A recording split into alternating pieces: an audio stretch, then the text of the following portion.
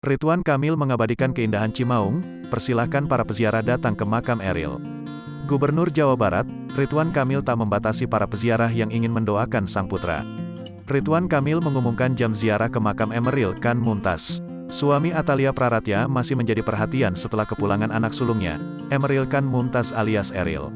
Seperti diberitakan, Eril meninggal setelah hanyut tenggelam di Sungai Are, Swiss. Jenazahnya dikebumikan kemarin Senin, tanggal 13 Juni tahun 2022, siang di pemakaman keluarga di Cimaung, Kabupaten Bandung. Hari ini Selasa, tanggal 14 Juni tahun 2022, gubernur yang akrab disapa Kang Emil itu mengumumkan kabar terbaru. Kabar yang dimaksud seputar ziarah ke makam Eril. Dalam unggahan terbaru di akun Instagram @ridwankamil, istri Atalia Kamil ini membubuhkan sebuah video. Video tersebut memperlihatkan pemandangan alam Cimaung. Terlihat siluet pegunungan yang terekam. Lantas dalam keterangannya, akun Kang Emil menuliskan waktu ziarah ke makam Eril.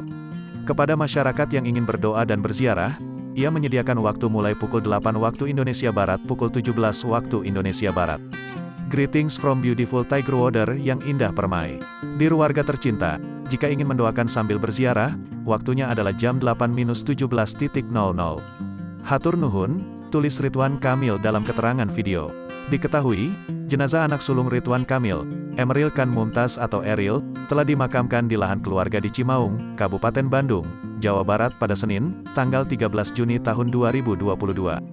Ridwan Kamil menjadi orang pertama yang memasukkan tanah ke liang lahat Eril usai jenazah Eril dikuburkan, dilanjutkan proses tabur bunga oleh Ridwan Kamil.